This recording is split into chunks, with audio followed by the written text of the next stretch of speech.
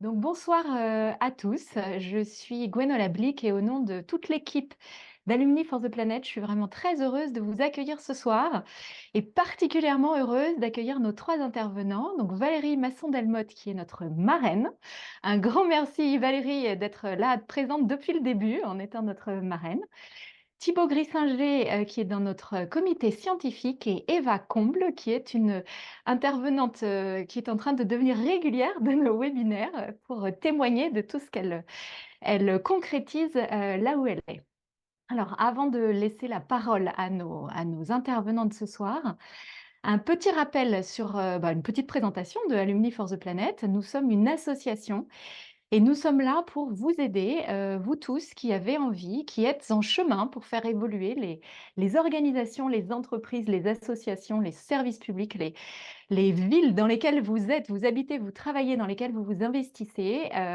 Nous sommes là pour vous aider à les faire évoluer de l'intérieur pour qu'elles répondent mieux, qu'elles répondent avec plus d'ampleur, avec plus d'effet à tous les enjeux environnementaux et climatiques auxquels nous sommes confrontés.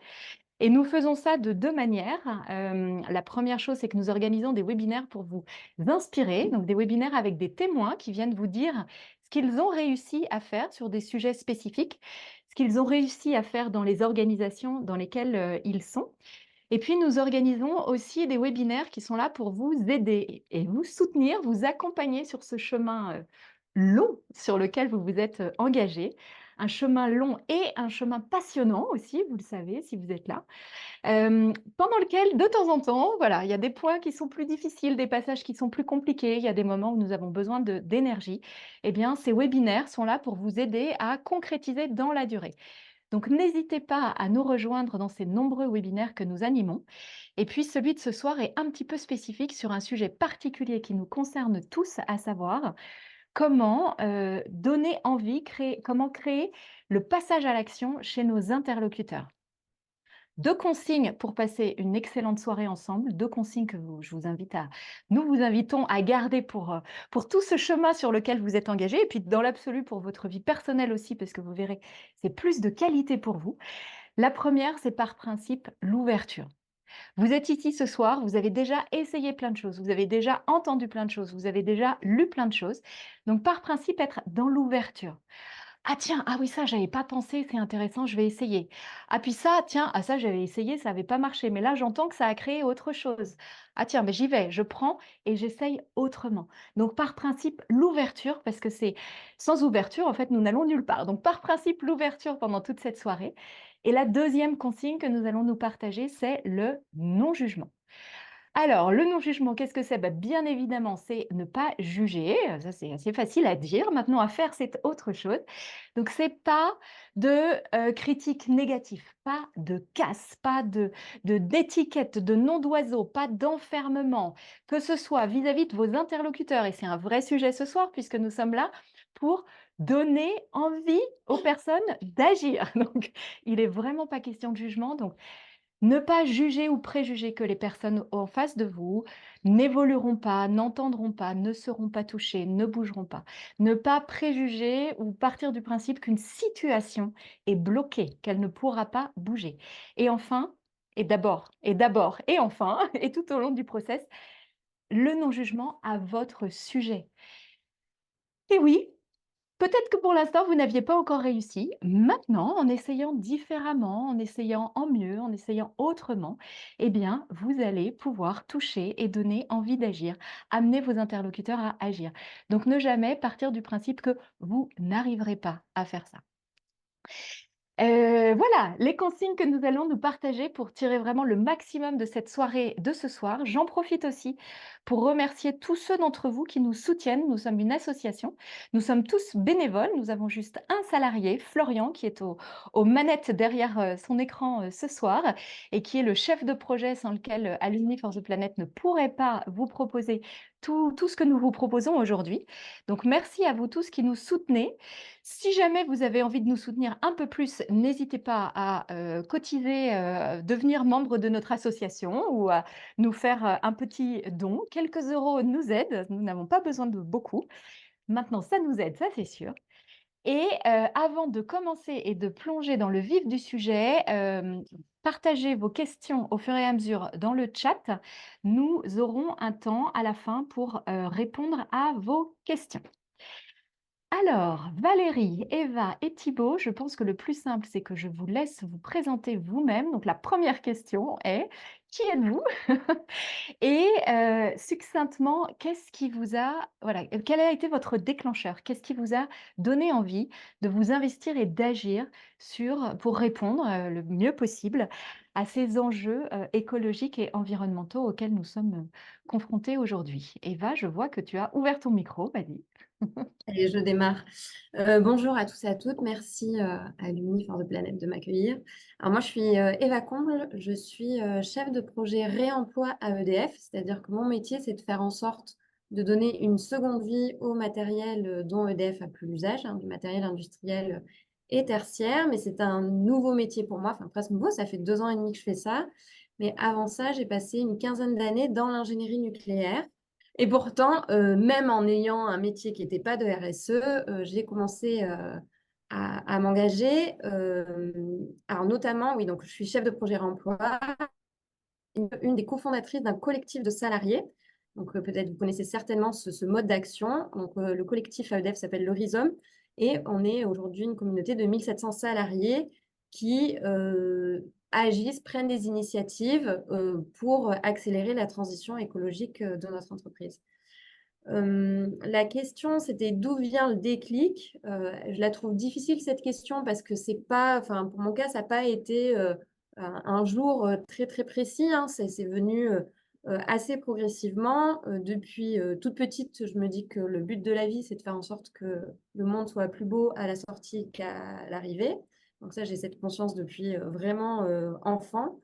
Et je dirais qu'un palier de prise de conscience a été à l'arrivée de mes enfants, donc mes 2 filles, où là, on se sent à la fois responsable du à laisser à ses enfants et à la fois responsable des enfants qu'on va laisser au monde. Donc, on a un peu cette double responsabilité et ça nous fait, ça nous donne le mandat en fait pour agir.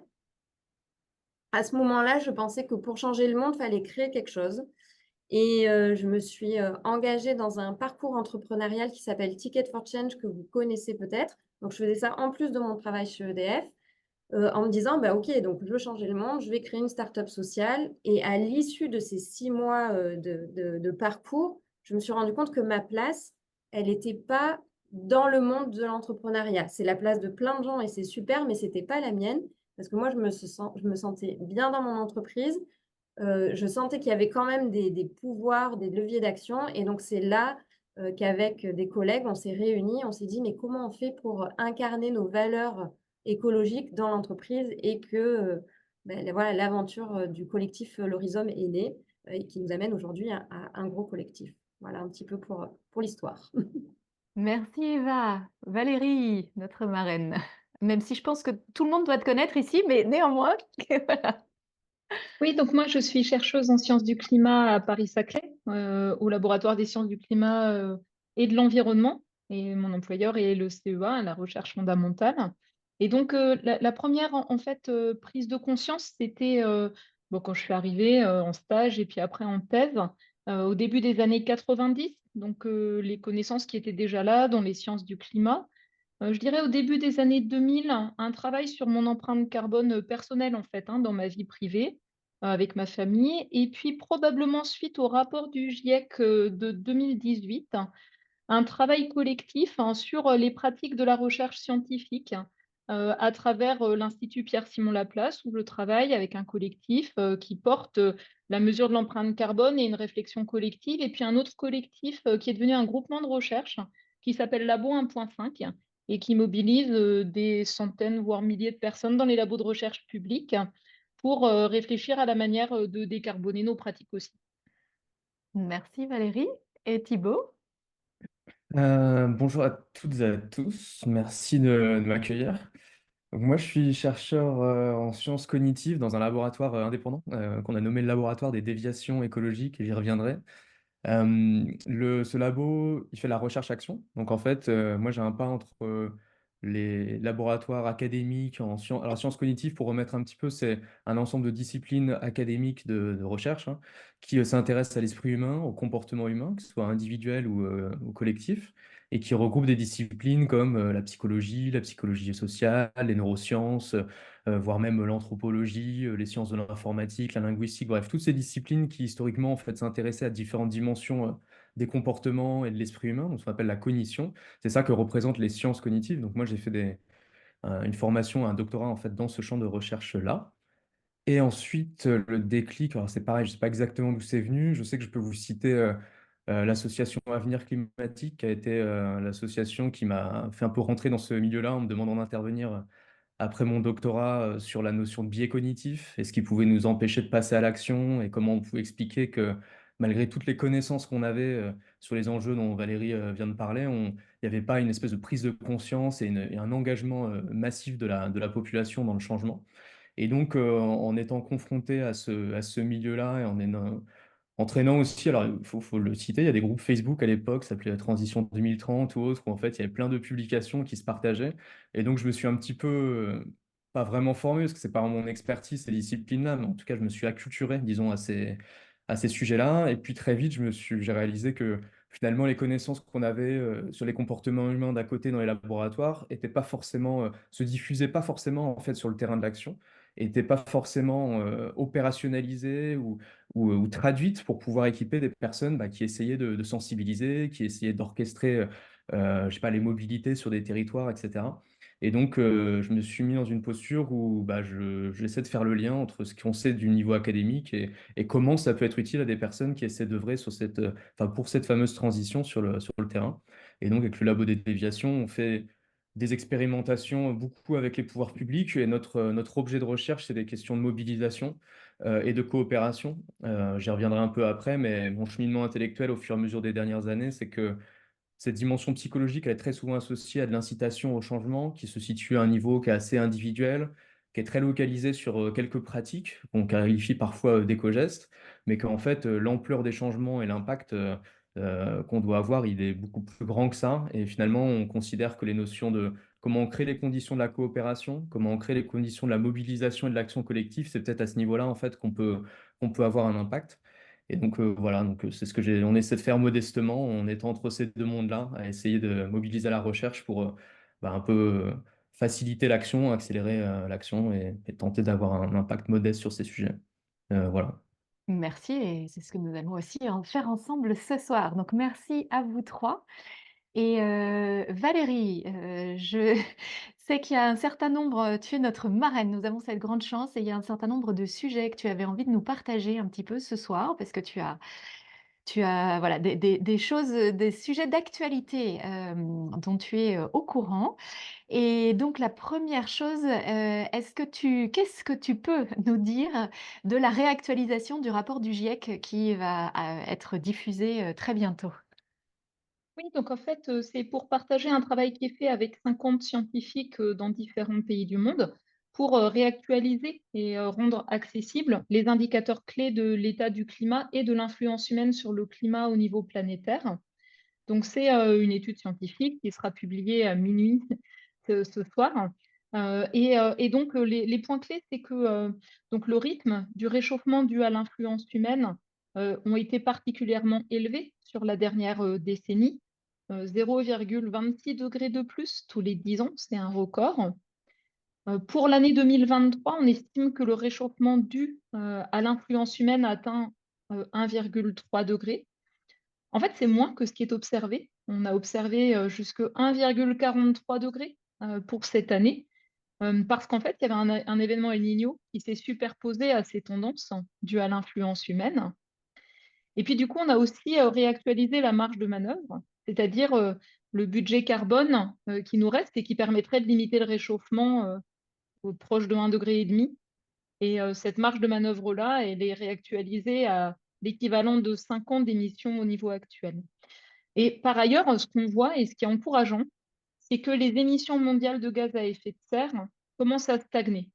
Donc ce n'est plus une tendance à une augmentation forte, on est plutôt sur une stagnation. Et ça, c'est le reflet d'un ensemble d'efforts que l'on peut renforcer, approfondir. Et quand on regarde l'influence humaine sur le climat, ce qu'on voit aussi, c'est la réussite du protocole de Montréal, la baisse des émissions de composés en fait qui affectent l'ozone et le climat. C'est des progrès sur la qualité de l'air où on émet moins de soufre, ce qui dégrade la qualité de l'air, mais qui a un effet en fait refroidissant temporaire. Donc en fait, on perd cet effet de masque en ce moment. Et donc ce suivi, il a aussi pour vocation, dans les années qui viennent, de suivre les progrès de l'action pour le climat, bien sûr. Merci beaucoup Valérie. Et après ce tour d'horizon, et merci de ces bonnes nouvelles que tu nous partages aussi, parce qu'en général, c'est plutôt l'inverse qu'on voit. Donc là, il y a des deux, mais voilà, merci pour ça. Et tu es aussi membre du Haut Conseil pour le climat. Est-ce que tu as envie de nous partager des choses qui sont plus focus France? Oui, alors le Haut Conseil pour le climat, il finit sa première mandature fin juin. Et donc le rapport de cette année, hein, on est en train de le terminer. Ce que je peux juste mentionner, c'est quand on regarde 2022 et 2023 en France, métropole et outre-mer, ben, on a fait face à toutes les conséquences attendues d'un climat qui se réchauffe, chaleur extrême, pluie extrême, sécheresse qui concerne l'humidité des sols, augmentation aussi de l'érosion et des conséquences de la montée du niveau de la mer. Donc on voit en fait qu'en France, on est exposé, comme dans beaucoup d'autres régions du monde, et qu'on a des vulnérabilités qui étaient souvent un peu sous-estimées. La deuxième chose, hein, c'est qu'on analyse dans ce rapport 2024, hein, donc qui sera rendu public fin juin, la forte baisse des émissions de gaz à effet de serre, 5,8% en 2023. On analyse en fait la partie conjoncturelle et la partie structurelle. Et on montre qu'il est possible hein, de tenir les objectifs français et européens à horizon 2030, mais à condition d'augmenter le rythme des actions qui ont été mises en œuvre. Mais on a un cap qui est vraiment intéressant. Et puis la dernière chose, c'est que agir pour le climat, ça ne peut pas se penser tout seul, mais ça se pense de manière intégrée. Et donc, par exemple, quand on regarde les effets d'un climat qui se réchauffe hein, sur les forêts, on voit que le puits de carbone, qui était associé à l'accroissement des forêts françaises, il captait à peu près 7% de nos émissions de gaz à effet de serre chaque année la dernière décennie. Mais en fait, ce puits de carbone, il s'est affaibli. Ce n'est plus que la moitié maintenant. Et donc, on voit bien à quel point on dépend aussi de l'état des écosystèmes, de leurs services, par exemple la capacité à stocker du carbone. Et ça souligne, je pense, de manière assez nette les enjeux à aborder l'action par rapport au climat de manière liée aussi aux actions pour préserver la biodiversité, notamment à travers les forêts, mais aussi les autres écosystèmes qui nous rendent de nombreux services. Et à propos de silos, là, que tu mentionnais un petit peu, tout est lié et il y a aussi tu fais aussi partie, tu as un mandat au Comité consultatif national d'éthique pour les sciences de la vie et de la santé. Y a-t-il quelque chose sur les liens, les enjeux entre santé et climat que tu as envie de nous partager ce soir?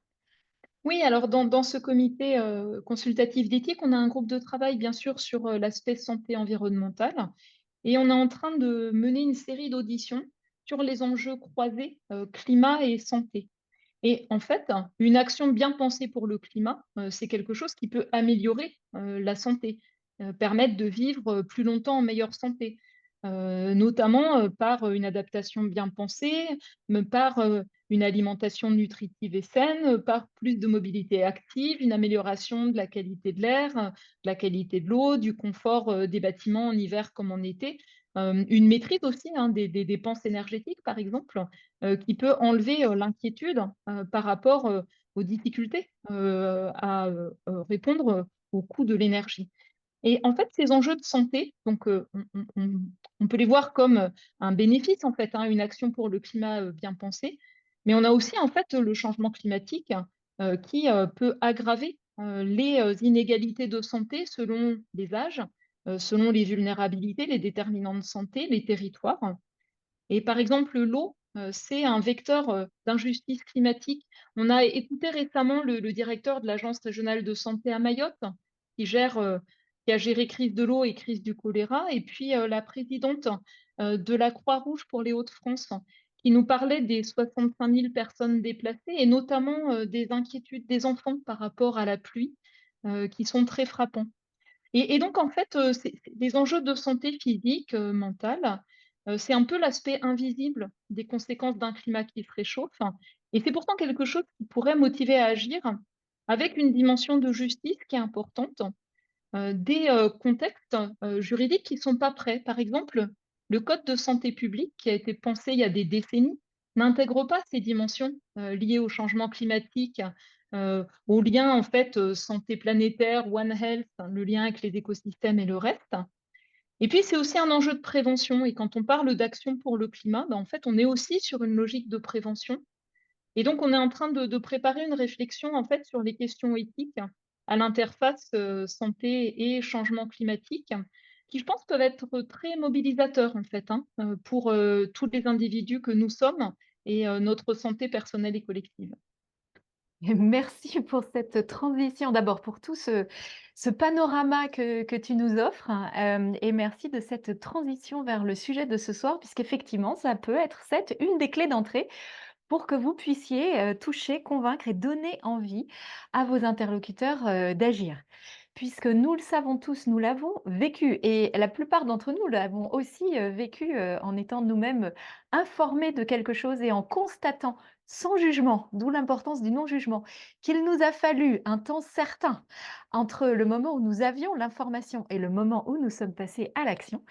Donc, nous le savons tous, en fait, l'information, elle est nécessaire, mais elle n'est pas suffisante. Donc, qu'est-ce qui permet, en fait, de donner envie, vraiment de motiver et de faire agir nos interlocuteurs, vos interlocuteurs? Et comment est-ce que vous, Eva, Valérie et Thibaut, avec ce double regard personnel et à travers tes recherches et vos recherches en sciences cognitives, comment est-ce que vous réussissez à toucher vos interlocuteurs et à les faire évoluer? Vraiment, qu'est-ce qui vous permet qu'est-ce que vous avez vu qui, voilà, qui crée l'ouverture chez chacun, chez cette personne et ces personnes et permet l'évolution? Et Valérie, je te propose de continuer dans ton élan. Oui, alors moi, en fait, par mon métier, mon parcours, je suis plus sur finalement un aspect de partage de connaissances, mais aussi en sciences du climat, de plus en plus une coproduction de connaissances. Donc, notamment, par exemple, dans les différents secteurs d'activité, on a besoin d'informations climatiques pour mieux être préparé, pour mieux anticiper.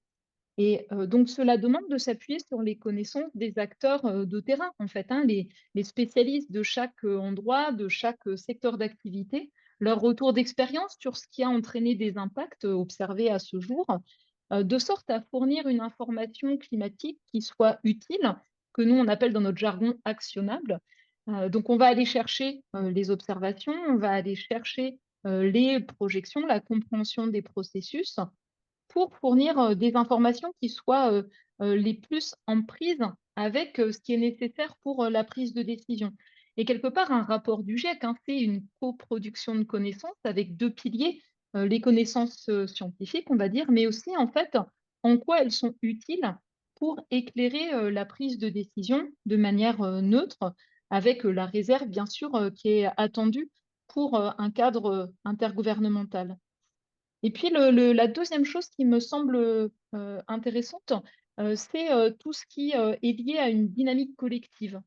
Et donc, comme je le soulignais dans mon propre domaine d'activité, la recherche académique, on va dire, hein, le fait de se mettre en mouvement collectivement, de s'interroger sur nos pratiques, de mettre un pas de côté par rapport à l'activité au quotidien et de s'interroger sur notre propre dissonance, c'est-à-dire on connaît mieux que d'autres en fait, hein, les enjeux liés au changement climatique, mais pour autant, on a des pratiques enracinées euh, et donc qui vont par exemple pousser à beaucoup de déplacements, à utiliser beaucoup de consommables, ou bien à mettre en place pour la recherche de frontières des infrastructures associées à une forte empreinte énergie, matériaux et le reste.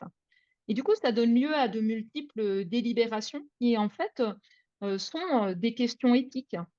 Et ce qui m'a paru particulièrement intéressant, c'est finalement d'identifier quelles sont les valeurs un peu spécifiques à nos métiers, qui finalement peuvent être un frein. Et donc, il y a des spécialistes notamment des sciences sociales qui ont regardé quels étaient les discours d'inaction, vous savez, qui sont présents dans l'ensemble de la société, mais qui sont spécifiques au monde de la recherche.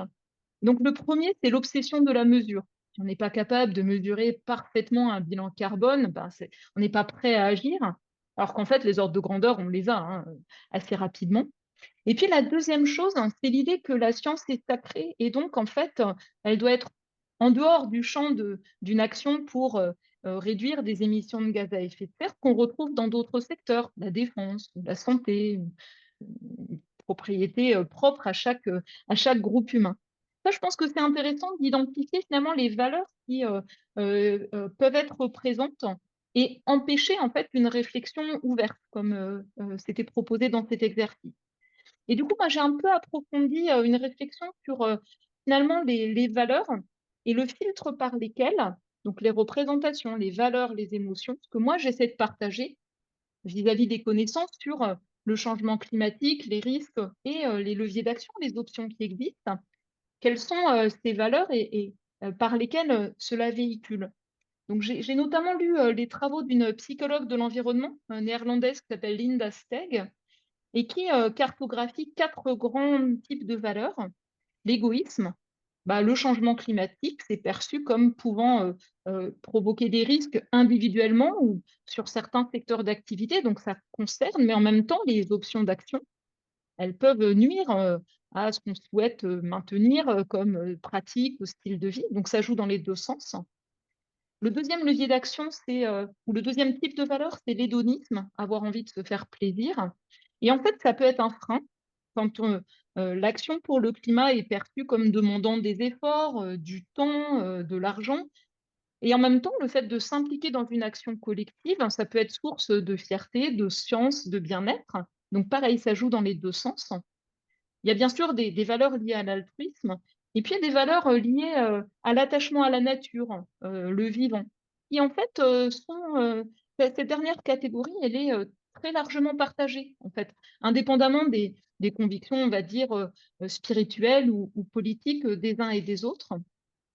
Et du coup, en fait, quand j'essaie de partager les connaissances, j'essaie de faire en sorte de m'adresser à différents types de valeurs. Je vous donne un exemple. Nous vivons dans un pays, dans un continent qui est en fait assez peu riche de ressources de combustibles fossiles.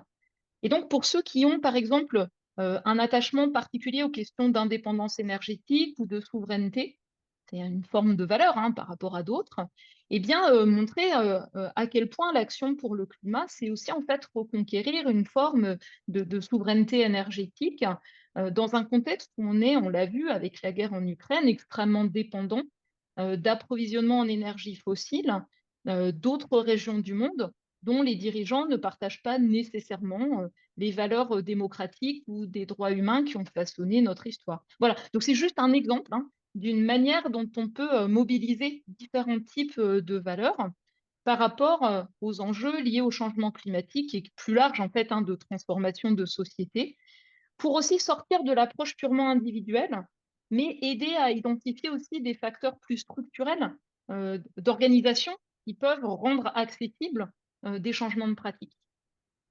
Merci beaucoup, Valérie. Eva, qu'en est-il pour toi? Comment est-ce que tu fais? Alors déjà, comment est-ce qu'on fait avec le Rhizome, donc notre collectif de salariés? Donc l'idée, c'était vraiment de créer une communauté d'entraide, de partage de connaissances, une communauté apprenante où l'information circule, de témoignages et d'initiatives de propositions à l'action. Une de notre slogan, c'est s'unir et agir. Donc il y a vraiment ce truc de si on veut agir seul, c'est compliqué, mais être dans une communauté bienveillante dans laquelle on apprend des choses, pour lesquelles on peut se sentir soutenu, aidé dans l'action, voilà, ça c'est quand même un de nos leviers d'action assez fort. Et comme on est à l'intérieur de l'entreprise, nous, notre mode d'action, c'est le pour-pouvoir. Donc, on n'est pas là pour venir se révolter, revendiquer, mais plutôt pour essayer de créer l'alliance. Et moi, c'est comme ça en tout cas que je fais, c'est quand j'ai quelqu'un en face de moi c'est vraiment mettre en lien avec cette personne-là. Je pense personnellement que personne n'a envie d'être convaincu. Personne n'a envie de se sentir con et vaincu. Donc, il n'y a pas de force à mettre. Si, on pourrait, hein, comme on fait avec des enfants, hein, on pourrait avec une autorité très forte tordre le bras et inciter, mais je pense qu'on n'est pas sur un changement durable. Et en tout cas, moi, ma vision, c'est de se dire, voilà, comment je reste en lien avec la personne, je comprends ses contraintes, et si je veux que la personne en face de moi soit changée par le discours que j'ai envie de partager, est-ce que moi aussi, j'accepte d'être changée par l'échange? Donc, il y a vraiment voilà, cette alliance-là qui me semble essentielle. Et voilà, je refais hein, ce parallèle avec les enfants, quoi, hein. On peut faire. Alors, c'est vrai on est pris par ce temps, par cette urgence. Et en même temps, on est en train de voir aussi que le système réagit fort. Et si on ne veut pas qu'il réagisse trop fort et que le changement soit dans la durée, comme je disais tout à l'heure, vraiment créer cette alliance, quoi. Donc voilà, intelligence collective, mise en commun et vraiment considérer l'autre. Rappelons-nous comment nos déclics ont été menés. Généralement, ça s'est passé pas parce que quelqu'un nous a dit il faut que tu fasses ça, ce que tu fais c'est nul. Ça marche jamais ça. On n'est pas changé comme ça, donc on ne peut pas changer les gens de cette manière-là. Donc il y a une espèce moi je dis voilà, un cœur après cœur, hein, personne après personne. Se dire que les gros systèmes qui souvent nous semblent complètement inchangeables, ben, en fait c'est quand même une communauté de personnes, donc c'est aller toucher ces gens-là, ne pas se buter auprès des murs, hein, on ne va pas se taper la tête contre le même poteau en permanence. Si ça passe pas à un endroit, on passe, nous, ce qu'on dit, c'est qu'on passe par la pente de la moindre résistance. Eh ben, on passe à côté, on va sur un autre terrain. Je veux dire, on n'est pas sorti complètement d'affaires, donc je veux dire, il ne nous reste pas qu'un truc à aller regarder, donc on peut très bien agir à un autre endroit en attendant que ça se décoince et que le nœud se défasse à un autre. Voilà, donc il faut accepter en fait ce temps et ce manque de pouvoir qu'on a en fait sur les systèmes, sur les organisations. Et des fois, on est surpris parce qu'on a des retours qui nous arrivent plusieurs semaines, plusieurs mois, plusieurs années après, et qui en fait ont été euh, avec des témoignages de changement et notre action a contribué, même si au moment donné, on s'est dit non, mais en fait, ça ne marchera pas là. Donc, voilà, humilité, courage, persévérance, je dirais. Merci Eva. Alors Thibaut, avec ta casquette plus de chercheur et à propos de tout ce que nous venons de voir, donc de cette information à la fois collective et actionnable, du fait de créer, de partir d'une dynamique individuelle pour créer une dynamique collective, d'intégrer les valeurs. Comment créer l'alliance avec les personnes et ne pas casser en fait, de garder toujours le fil et le lien. Et avec cette intelligence collective et en allant là où il y a le plus d'ouverture, qu'est-ce que ça t'évoque par rapport à tout ce que tu vois, toi, d'un point de vue recherche? C'est très vaste. Il y a eu tellement de choses qui ont été. C'est un peu difficile pour moi d'essayer de faire une synthèse. Mais je pense qu'on peut. Enfin, j'aimerais peut-être que je peux repartir de la fin. C'est-à-dire que ce que Valérie, tu disais sur l'espèce de biais que peut avoir des chercheuses ou des chercheurs sur la mesure et s'attacher à la mesure, et ce que tu disais, Eva. En fait, la question, c'est le changement, comment est-ce qu'on va le mesurer? Et en effet, un changement, déjà, ça prend du temps. Et aussi, il n'est pas directement visible. Et parfois, ça va se jouer au niveau des représentations qu'on va avoir d'un certain type de problème. Parfois, ça se joue de se rendre compte aussi qu'en fait, on y participe ou qu'en fonction des rôles qu'on occupe dans la société, eh bien, on a certains impacts ou certains leviers d'action. Et donc, en fait, quand on parle de changement, c'est très difficile d'imaginer une baguette magique où d'un coup, par un élément de langage, on va aller déclencher un passage à l'action d'une personne ou d'une autre. Donc, je pense qu'il y a une forme aussi d'humilité vis-à-vis de l'humain. Nous, on a une approche qui se veut. Il y a un article récent, je ne retrouvais pas, j'essaie de retrouver la référence qui était publiée il y a peu de temps en sciences, dans une revue de sciences comportementales, qui disait en fait il faut prendre le parti pris plutôt que de penser que les autres sont irrationnels. Considérons que chacun est rationnel, mais en fonction de l'environnement dans lequel il se place, en fonction de ses objectifs, et quelque part en fait chacun a un peu sa rationalité propre. Et je pense qu'il y a quelque chose d'assez vrai là-dedans, c'est-à-dire qu'en fait de considérer que l'autre est irrationnel, l'autre est dans le faux, l'autre doit changer, cette espèce de posture un peu surplombante, ça peut créer un ensemble de blocages. Et Eva, quand tu disais, j'ai bien aimé le convaincre, le jeu de mots, je pense qu'il y a quelque chose d'assez vrai là-dedans. Et donc, si on considère que chacun a sa rationalité propre, obéit quelque part à ses propres lois, et si on considère aussi, et c'est ce que tu rappelais tout à l'heure dans cette notion d'ouverture et de non-jugement, qu'en fait, quelque part, chacun... En fait, l'idée que on est un peu tous bien intentionnés, mais que l'enfer, la route de l'enfer est pavée de bonnes intentions, c'est un peu ça l'idée. C'est-à-dire chacun essaie de faire ce qu'il peut dans sa vie, dans son contexte, et ensuite d'essayer de comprendre en fait quelles sont ses représentations, les informations dont il ou elle dispose, quels sont les objectifs, les priorités que cette personne a à un moment donné, dans quelle situation elle se place. Est-ce qu'elle a des marges de manœuvre, des marges d'action? Quand on parle de mobilité, et on l'a bien vu sur les événements il y a quelques années de cela, si on n'a pas de possibilité de faire autrement, si on n'a pas d'alternative, eh ben, on a beau donner toutes les informations qu'on veut, on a beau utiliser toutes les valeurs ou les motivations qu'on veut, en fait, il y a un moment où ça bloque. Et donc, je pense que la première idée, c'est de se dire, bon, considérons que l'autre obéit à ses propres, à des lois qui m'échappent, et essayons de comprendre, en fait, ce qui régit ses comportements ou ce qui régit sa perception. Et à partir de là, en fait, d'essayer de se mettre dans cette posture-là. Donc, c'est ce qui était décrit juste avant, et je pense que ça, c'est vraiment une question de posture. D'avoir une posture non pas d'inciter au changement et d'emmener l'autre là où on veut l'amener, mais d'être beaucoup plus dans une posture d'essayer de comprendre.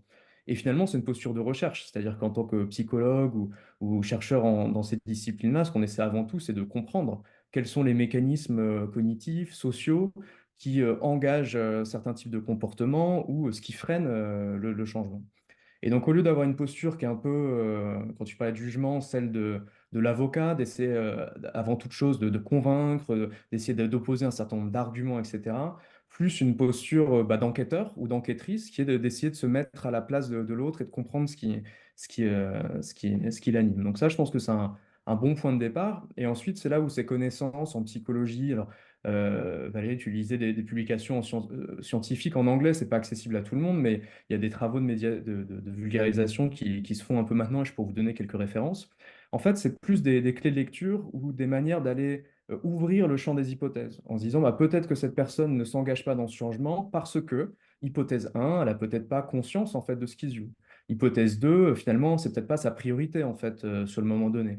Hypothèse 3, peut-être qu'en fait, l'environnement social dans lequel cette personne baigne et va à l'encontre en fait de ces changements-là. Et on le voit par exemple sur l'alimentation, où en fonction de l'environnement dans lequel on est, il y a une culture qui peut être une culture de la viande, une culture de la surconsommation, bah, qui rend difficile individuellement d'aller se dégager de ça.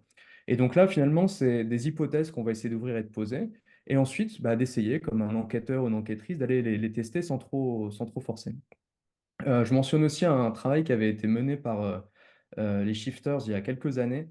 Et le rapport m'échappe. Le groupe, c'était Shift One Team. Et c'était un travail qui avait été fait sur comment convaincre ses voisins ou ses voisines de s'engager dans le changement. Et donc, il y avait aussi pas mal de travail de vulgarisation qui avait été en français à ce niveau-là. Et il y avait un petit tableau que j'avais traduit qui rejoignait exactement cette notion de convaincre, qui était un jeu de posture en fait, à adopter pour tenter d'être plus dans une posture d'écoute, de compréhension, d'accompagnement, être un partenaire du changement plutôt qu'un adversaire, essayer de comprendre qu'est-ce qu'on veut et comment on se relie, ce que tu disais Eva avec l'autre. Donc voilà, donc ça c'est tout un pan de la réponse qui est cette posture, des clés de lecture ou de compréhension, poser des hypothèses et d'essayer de faire ce qu'on appelle un accompagnement au changement, une conduite du changement. Je voudrais quand même mentionner un second plan quand même, c'est que ça se joue aussi énormément dans l'environnement dans lequel on est. C'est-à-dire qu'il y a un article assez récent dans AOC, que je peux vous transmettre dans le chat quand j'aurai fini de ma diatribe, qui parle de conditions de vie, en disant en fait, la question des transitions écologiques et sociales, c'est surtout une question de conditions de vie. Et donc en fonction des conditions dans lesquelles on se place, c'est plus facile, plus ou moins facile de s'engager dans le changement. C'est plus ou moins facile d'avoir l'écoute, la disponibilité mentale pour aller s'informer, pour aller avoir cette posture d'ouverture, etc. Et en fait, ces notions de conditions de vie, elles sont hyper structurantes. C'est-à-dire que de changer de système, c'est de changer l'environnement dans lequel on est. On parlait de santé, mais si on est dans un environnement très stressant, c'est très difficile de s'engager dans du changement. Si on est dans un environnement où on a un système d'incitation, par exemple au travail, qui va à l'encontre en fait d'un engagement éco-responsable ou environnemental, et qu'en fait on nous juge sur nos performances, de fait, le système d'incitation dans lequel on est va aller à l'encontre d'essayer de nous-mêmes de se dégager des marges de changement, des objectifs. Et donc d'essayer de faire des opérations de transformation dans l'environnement dans lequel on se situe, c'est parfois une stratégie plus payante que d'essayer directement d'aller convaincre une personne ou d'essayer de la motiver ou de l'engager dans le changement. Et quelque part, on peut voir ça un peu comme des verrous qui vont figer des trajectoires comportementales. C'est que quand on essaie de comprendre ce qui verrouille une trajectoire de vie ou comment dire, un certain type de comportement ou de mode de vie, on peut jouer sur ces verrous-là. Est-ce que c'est notre environnement de travail? Est-ce que c'est notre environnement informationnel? Est-ce que c'est l'environnement social, etc. Donc ces notions, elles me semblent assez clés pour essayer de se dégager de cette injonction au changement individuel. Et quand Eva, tu crées un environnement comme le Rhizome, c'est un environnement social qui est bienveillant, d'entraide. On est aussi sur ce type d'environnement-là dans lequel on se sent à l'aise comment dire, de tester, d'expérimenter ensemble. On se sent à l'aise de se partager de l'information, s'accompagner dans le changement, de faire. Alors c'est beaucoup à la mode les notions de co-développement, mais on a un problème, on essaie de travailler ensemble. Et donc là aussi, on est sur des environnements qui sont plus propices au changement. Dans des rapports du GIEC, il y a cette notion que j'aimais bien de enabling condition, des conditions permettantes. On peut voir un peu la même chose pour l'humain. Ça serait quoi les conditions qui seraient les plus permettantes, qui permettraient à quelqu'un de changer le plus facilement possible, qui quelque part ferait que si d'un coup cette personne est exposée à ces informations-là, en fait, elle a l'espace de changer, elle est soutenue dans son changement et elle peut se mobiliser, savoir comment mobiliser des choses. Donc on touche là à des notions plus de ressources, etc. Je suis désolé si ça part un peu dans tous Une les sens. autre, J'essaie non, de non, c'est résumer un peu comment je voyais un les choses. autre angle d'approche pour complémentaire à tout ce qui avait été évoqué avant. Merci. Euh, Eva et Valérie, quelle expérience vous a le plus marqué en fait? Une expérience où vraiment vous vous êtes adressé à quelqu'un et vous avez créé en fait ce changement, cette prise de conscience. Laquelle vous a le plus marqué? Pourquoi et quels enseignements est-ce que vous en tirez et que vous avez envie de nous partager? Eva, tu as ouvert ton micro, vas-y. Euh, alors, c'est plusieurs exemples et dont un qui est arrivé hier soir finalement, d'une collègue du Rhizome qui nous a témoigné, qui m'a fait un long message pour dire tout ce que le Rhizome lui a apporté et avait déclenché chez elle comme levier d'action. Là, on a beaucoup parlé là, ces dernières minutes de comment convaincre, enfin, justement pas convaincre, mais comment inciter à agir ceux qui pourraient ne pas être enclins à. Mais je pense que le truc le plus impactant qu'on a à faire, c'est par le témoignage, par l'entraide, enfin tout ce qu'on a dit précédemment, c'est de donner envie à ceux qui ont déjà ces valeurs-là de se lever pour et agir. En fait, voilà. Et déjà, si on s'occupe de ces personnes-là, des personnes qui, qui connaissent l'ampleur des crises existantes, qui savent ce par quoi on va passer, mais qui des fois se sentent un peu figés, pas légitimes, pas en sécurité pour agir, en fait, de pouvoir montrer que par son témoignage, généralement, je trouve que la force du témoignage marche vachement, mais dire voilà, ben, en fait, moi j'ai fait ça, telle personne a fait ça. Alors, ben, si toutes ces personnes ont fait ça, moi aussi je peux le faire. Et donc, ça, c'est très important. Il y a un moment où il faut que des personnes, donc ça peut être vous, osiez faire un truc qui n'a pas été fait encore, qui n'est pas dans le consensus, qui n'est pas dans la pratique. Bah, par exemple, créer un collectif, hein, bottom-up, pas mandaté, pas pile. Enfin, voilà, c'était quand même pas dans l'air du temps en 2018 quand on a démarré. Bon, on ose le faire. Et finalement, bah, ça crée quelque chose. Et puis en plus, c'est quelque chose qui existe maintenant dans beaucoup d'entreprises. Donc voilà, un moment osé témoigner pour activer ceux qui sont en fait ont la même vision que vous, mais n'osent pas le faire. Voilà. Et donc, effectivement, nous appuyer sur tous ceux qui, cette masse non visible, en fait, de cette somme d'individus qui ne demandent qu'à et qui n'osent pas et qui ne savent pas faire comment faire, pardon. Merci Exactement. Eva. Valérie, Oui, alors moi, je voudrais faire référence à quatre expériences. Euh, Deux expériences, en fait, de rencontres fortuites. Donc, c'était en fait des fêtes de la science dans un centre commercial de banlieue, de grande banlieue, en fait, en Île-de-France. Et puis, le train du climat, qui était un genre de musée sur rail, en fait, hein, qui parcourait différentes villes de France et notamment dans des villes moyennes. Et c'était assez génial comme expérience, on va dire, citoyenne, au sens où dans le train, il y avait un certain nombre de scientifiques qui étaient juste là pour apporter des éléments d'explication et engager la conversation avec le très grand public, qui n'étaient pas du tout en fait des personnes averties ou déjà engagées, et qui étaient juste là par hasard parfois. Et ces rencontres fortuites, moi, ça m'a montré en fait qu'on partage beaucoup plus de choses qu'on ne l'imagine, premier point. Et puis d'autre part, le besoin de créer ces rencontres fortuites, de ne pas que s'adresser aux personnes qui ont déjà fait en fait un bout de chemin, et d'avoir des opportunités de réflexion citoyenne assez larges. Voilà, ça c'est la première chose. La deuxième expérience, c'était récente, il y a quelques semaines, à Fougères en Bretagne, pour venir échanger autour du rapport du Haut Conseil pour le climat sur le système alimentaire, avec des personnes intéressées par les questions d'agriculture et d'alimentation, et notamment des éleveurs et des agriculteurs, quelques semaines après le pic en fait, hein, de la crise agricole. Et ce qui était intéressant, c'est que certaines personnes sont arrivées très en colère à ce temps d'échange. D'autres personnes sont très en colère du fait de la crise agricole et de la difficulté économique, sociale rencontrée par les éleveurs.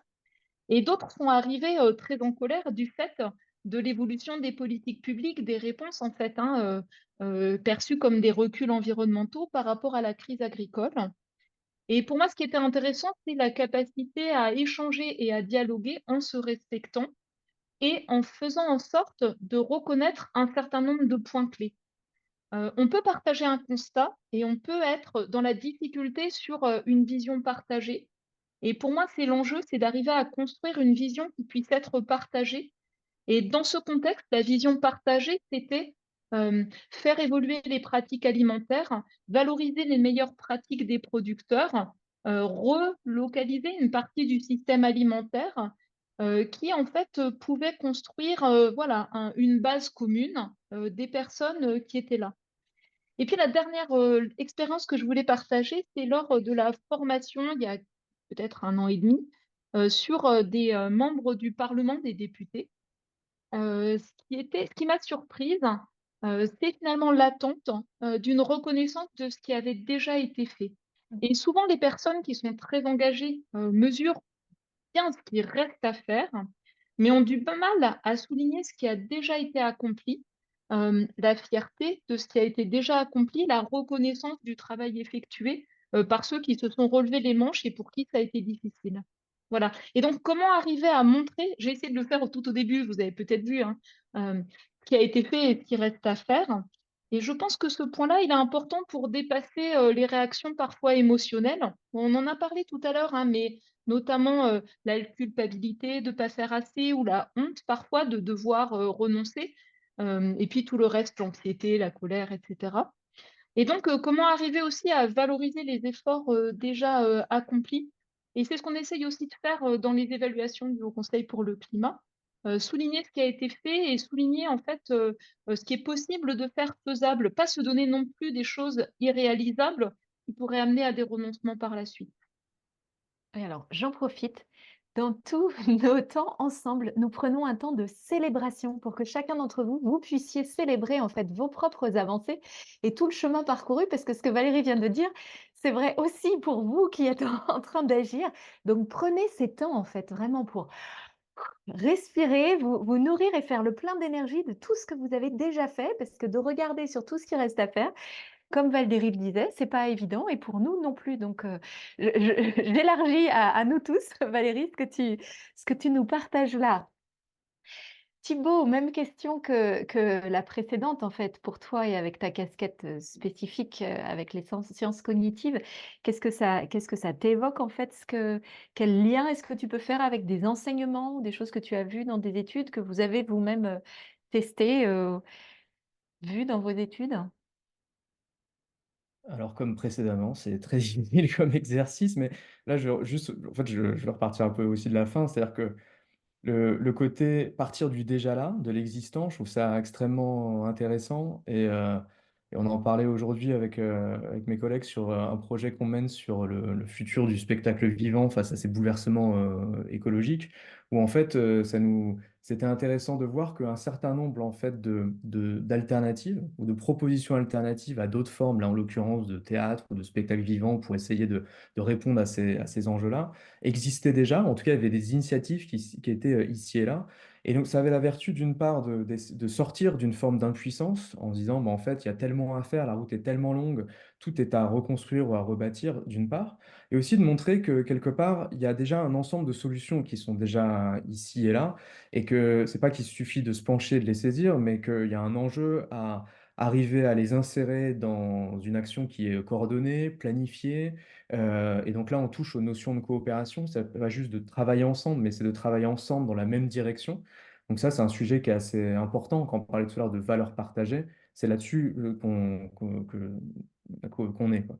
Et donc ce déjà-là, il permet de ça, de voir qu'il y a déjà un certain nombre d'éléments qui sont déjà disponibles, qu'il y a des choses qui sont inspirantes, pour soi-même, non pas les répliquer en faisant copier-coller, mais en s'inspirant pour essayer d'imaginer dans son contexte, dans son organisation, dans son territoire, qu'est-ce qui pourrait être le plus adapté. Et puis, un dernier point, c'est que ça permet aussi d'entrer en contact avec des personnes qui sont déjà porteurs de ces initiatives et qui peuvent être aussi source d'inspiration. On voit que sur des territoires, ça marche plutôt bien d'avoir des Alors, collectivités. non, il y a quelqu'un qui... Non, non, Florian, je peux te laisser couper le micro de cette personne, s'il te Oui. plaît? Merci. À moins qu'il y ait un désaccord majeur, et à ce moment-là, Je pense pas. je serais, je serais ravi d'en débattre.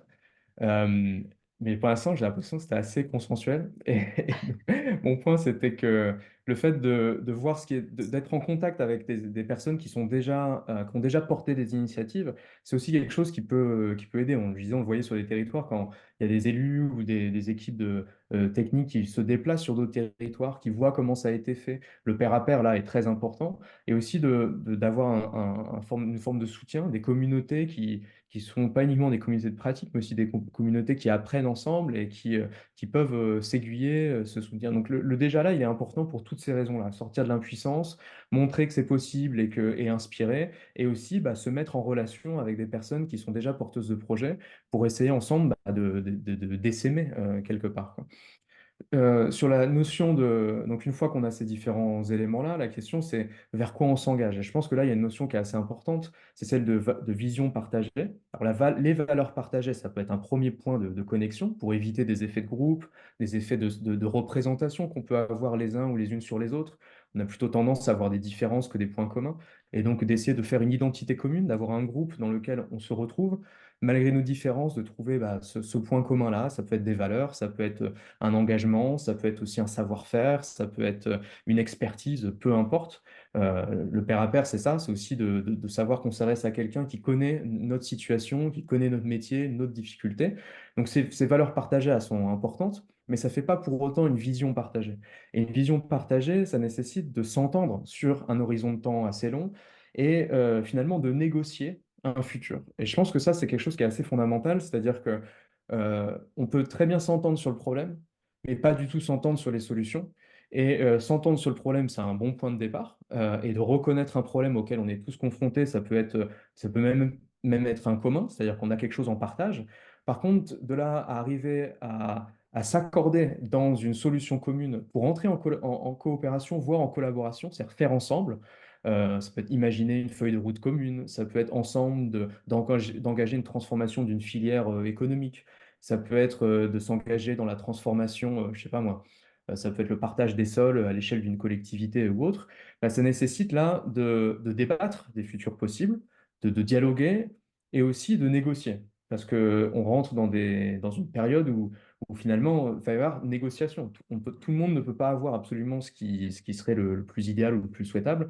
Et donc, il est nécessaire de s'accorder sur une vision qui soit pas forcément consensuelle, mais en tout cas acceptable pour un certain nombre d'acteurs. Et donc, dans les travaux qu'on peut mener, on essaie on s'engage beaucoup sur cette notion-là, de comment est-ce qu'on peut mettre en débat des trajectoires possibles et comment est-ce que la mise en débat de trajectoires possibles permet de faire émerger des points de convergence qui peuvent être la base d'une action commune et de premières étapes à mener conjointement, quoi. Donc ça peut être sur n'importe quel, enfin, sur plusieurs sujets, mais par exemple, là, on a un petit projet avec la métropole de Lille sur des communes qui sont sur une nappe phréatique, qui sont face à un problème commun, c'est-à-dire qu'elles doivent réduire, finalement, elles doivent transformer leur habitat, doivent transformer la manière dont elles pompent la nappe phréatique duquel dépend l'ensemble de la métropole. Et bien, comment est-ce qu'on crée une vision commune dans laquelle chaque commune, chaque collectivité s'y retrouve, c'est-à-dire peut se projeter, y voir une perspective de développement. et ce, de manière à ne pas empiéter les unes sur les autres et à créer ce qu'on appelle des coopérations interterritoriales. Et là, on a un processus de négociation, de discussion qui s'opère. Et donc ça, il ne faudrait pas tomber dans l'illusion qu'avec un récit positif, on arrive à mettre tout le monde autour de la table. C'est quelque chose qui est absolument fondamental. Et là-dessus, la psychologie a les clés, parce que de se dépasser soi-même, sortir de sa situation, de concevoir d'autres intérêts, de rentrer dans la perspective de l'autre, etc., etc., on est quasiment dans une forme de théorie des jeux où on doit arriver à comprendre finalement toutes les personnes qui sont autour de la table. Et voilà. Et Et puis c'est là-dessus, aussi, comme disait Eva, c'est incarner. Eva parlait du fait d'incarner le changement. Ben, c'est aussi ça, en fait, d'être ouvert et à l'écoute. Et Valérie et Eva, qu'est-ce que ça vous évoque concrètement en termes d'expérience? Ce que Thibaut vient de nous dire à propos de avancer ensemble, en partant d'un constat commun, mais avec des propositions ou des solutions qui sont assez divergentes. Qu'est-ce que ça vous évoque chacune? Eva? Cinéma, ok. Je rebondis sur la partie récit qui est capitale. Et c'est vrai, bon, c'est quelque chose qui émerge de plus en plus ces dernières années. Mais par exemple, nous, côté Rhizome, là, il y a un nouveau cercle qui s'est créé sur les récits du Rhizome et se projeter parce qu'après, l'action, elle va de soi. On sait à peu près dans quelle direction on va. Et le ensemble, ça ne veut pas dire le ensemble de manière monolithique. Je pense que c'est important que chacun, chacune trouve sa juste place dans ce chemin vers un horizon partagé. Et on ne doit pas et là, il y a vraiment cette qualité de non-jugement. On ne doit pas juger une manière d'agir d'une personne si ce n'est pas la nôtre, parce que je pense qu'on a juste des talents différents, on a une partition différente à jouer et qu'on a besoin d'avoir cette espèce de symphonie et pas de chant à l'unisson pour opérer cette transformation. Donc, il y a vraiment ça, c'est très important pour nous, c'est d'accepter et de faire en sorte que chacun, chacune puisse incarner ses propres talents. Donc, il y en a qui vont être beaucoup dans l'analyse des chiffres, la mise en forme de la connaissance, d'autres qui vont être plus dans bousculer un petit peu aux frontières, d'autres, ça va être plus dans le pilotage. Et en fait, chacun a vraiment son talent et ne jugeons pas comment l'autre agit. Posons-nous juste la question de est-ce qu'on est au bon endroit? Est-ce qu'on se met vraiment au service de cette vision partagée? Et est-ce qu'on accepte les manières des autres? Voilà, ce ensemble, il me semble important pour plusieurs choses. Déjà pour faire en sorte que le monde ne soit pas trop mal dans les futures années. Hein. Enfin, voilà, pour toute cette action qu'on doit mettre en place, mais on sait que d'ores et déjà, hein, quand Valérie nous dit qu'il nous reste 5 ans pas de capture carbone, mais 5 ans, je ne me rappelle plus. D'émissions au rythme accéléré. D'émissions, voilà. Bon, 5 ans, c'est demain. Hein. Donc, on sait que les crises, on commence à les vivre, on va les vivre quoi qu'il arrive, et on va avoir besoin de ces notions de solidarité, d'entraide, de fraternité. Donc, commençons déjà à le faire dans notre mode d'action et continuons pour traverser ces crises futures. Merci Eva. Valérie? Oui, alors je vais justement rebondir sur ce point-là, ce que je trouve intéressant sur voilà, le fait d'avancer ensemble et se définir finalement des trajectoires. Hein. Bah, c'est ce qui est fait par exemple dans le cadre de l'accord de Paris sur le climat, à l'échelle des États de l'Union européenne, après des déclinaisons par région et tout le reste en fait. Hein. C'est vraiment cet exercice-là aussi. Et c'est la somme en fait des actions à toutes les échelles qui permettront en fait de faire évoluer les trajectoires au niveau mondial. Alors souvent on met l'accent sur la partie climat, sur les émissions de gaz à effet de serre, bien sûr, hein, c'est agir sur la cause des problèmes, c'est essentiel. Mais on doit vivre dans un climat qui se réchauffe hein, et tant qu'on ne sera pas à des émissions mondiales à zéro net de CO2, il continuera à dériver avec des risques d'aggravation, d'impact. Donc là, l'enjeu, c'est aussi en fait de se dire, en fonction, par exemple, de différentes infrastructures et leur durée de vie dans un cadre professionnel, s'assurer qu'elles seront résilientes pour un monde 1,5 degré plus chaud d'ici la fin de cette décennie ou le début de la prochaine, un monde 2 degrés plus chaud autour de 2050, et puis plus incertain en fin de siècle. Pour l'instant, on est parti sur la base des politiques publiques vers 3 degrés dans le monde, sur la base des engagements à horizon 2030 2,5 degrés. On peut aller au-delà, en fait, hein. Et donc, qu'est-ce que ça veut dire pour la France? Qu'est-ce que ça veut dire pour les différentes régions? Qu'est-ce que ça veut dire pour les événements qu'on n'a pas encore connus, mais qui vont se manifester et pour lesquels il faut se préparer? Et donc, c'est vraiment construire des trajectoires où les risques physiques liés au changement climatique rentrent dans la prise de décision à l'horizon temporel des différentes infrastructures, des différents aspects. Et donc, ça aussi, je pense que c'est un point qui demande à changer d'échelle. Donc, le gouvernement français prépare une trajectoire de référence pour l'adaptation. Au moins, ce sera une vision partagée, en tout cas, peut-être ancrée dans un cadre juridique. Et ça permettra, en fait, à tous les acteurs, soit dans des lieux, soit sur des chaînes de valeur, par exemple, hein, d'arriver à construire, en fait, une résilience par rapport à cette trajectoire partagée. Et cet aspect-là, en fait, c'est un peu le parent pauvre hein, de la RSE, c'est pour ça que j'insiste dessus.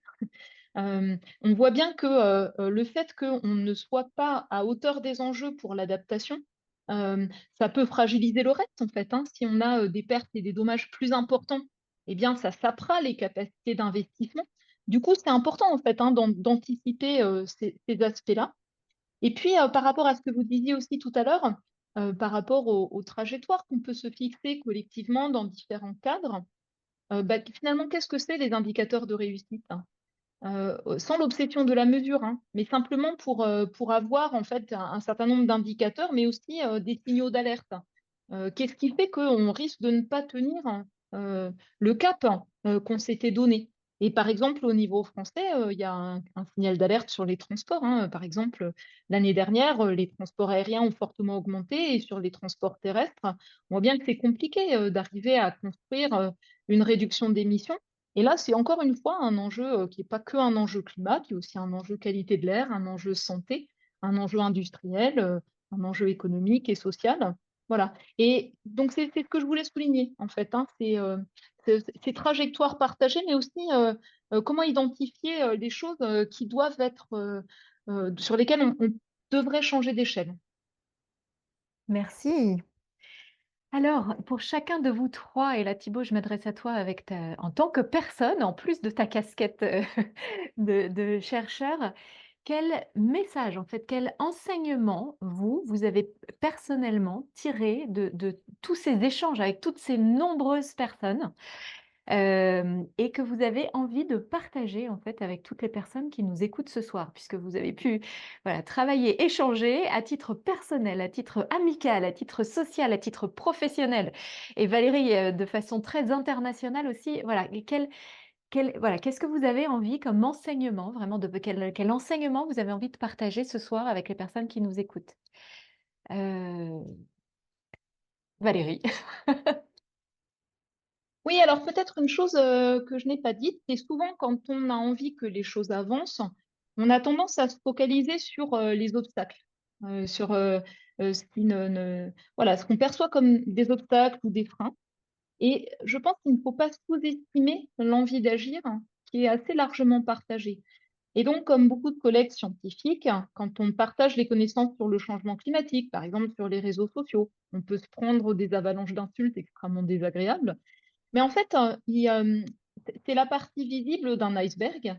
Et l'iceberg, en fait, c'est un ensemble de gens que je croise dans plein de contextes différents qui disent merci, qui témoignent de ce que eux ont pris à bras le corps, font évoluer, ne serait-ce que dans leur propre vision des choses, mais aussi dans leur cadre personnel, professionnel, amical, associatif.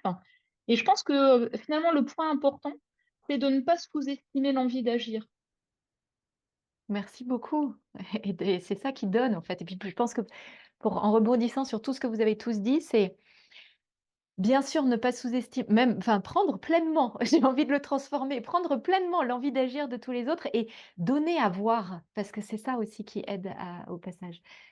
Thibaut, tu avais ouvert ton micro. Oui, je m'étais préparé à répondre, mais ça me donne envie quand même de rebondir sur l'envie d'agir parce que ce que tu disais, Eva, tout à l'heure, ça me fait penser à un concept. Alors là, je vais vous donner dans le chat le lien d'une chercheuse qui s'appelle Mélusine Bounfaleur qui a fait un petit article dans Mon Pote où elle explique un concept qui est celui d'ignorance pluraliste et je pense qu'il est assez utile ici. L'idée, c'est qu'en fait, on a on n'a pas conscience d'à quel point est-ce que tout le monde en fait partage la même représentation, la même motivation, la même croyance, parce que c'est pas forcément les signaux qui sont envoyés en fait dans l'espace social de manière systématique. On sélectionne en fait les signaux qu'on envoie aux autres et on peut sous-estimer en fait des accords de principe ou des choses qu'on peut avoir en partage. Et donc c'est important aussi au même titre que d'être dans une perspective de reconnaissance, d'être aussi dans une perspective de mettre en avant aussi finalement des choses qui peuvent paraître j'allais dire un peu bêtes, mais un peu évidentes, mais qui ne le sont pas forcément, pour essayer de trouver justement ces points d'accroche et ces points de partage, plutôt que se concentrer sur des différences.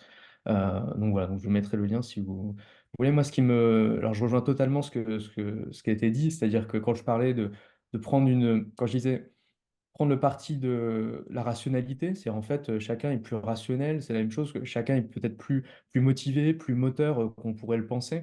Et en fait, il y a une notion que j'ai pas forcément eu la présence d'esprit de mentionner au début, c'est que en fait, on a toutes et tous enfin, fait l'expérience de la psychologie humaine. Et donc, on a tous l'impression d'être un peu spécialiste soit de sa propre psychologie ou celle des autres. Et on fait preuve bien souvent de ce qu'on va appeler une forme de psychologie intuitive ou naïve, en anglais c'est folk psychology, et qui peut nous induire en erreur. C'est-à-dire que de partir de soi ou de partir d'idées reçues peut nous engager dans des stratégies de changement ou d'accompagnement qui ne sont pas forcément les plus adaptées.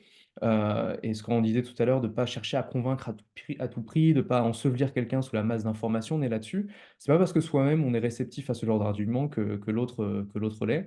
Et c'est pas parce que l'autre ne s'engage pas qu'il est forcément mal intentionné. Donc sur ce point-là, aussi, c'est pas un appel un peu bisounours, en fait tout le monde est hyper engagé, il faut regarder les sondages, etc. Mais ça serait dommage en fait de passer à côté d'un ensemble de personnes qui seraient prêtes à se mobiliser, comme tu disais Eva tout à l'heure. En fait, faisons déjà avec des personnes qui ont envie d'agir et soyons dans une démarche de soutien. Et dans la lignée de ça, dans la conduite de ça, moi ce qui me frappe, c'est que en fait quelque part on fait ni trop le pari de l'intelligence tout court, c'est-à-dire le pari de la rationalité, ni trop le pari de l'intelligence collective non plus. C'est-à-dire que, en fait, j'ai l'impression qu'on aurait tellement à imaginer ensemble, alors ça demande une forme d'ingénierie sociale et c'est l'objet de nos recherches, comment on crée les conditions de l'intelligence collective, comment on crée les conditions du débat, comment on crée les conditions d'une forme de prospective ou de projection commune, etc. Ça peut demander un certain nombre de clés. Mais il n'empêche, notre atout en tant qu'humain, il est sans doute sur cette dimension sociale ou collective.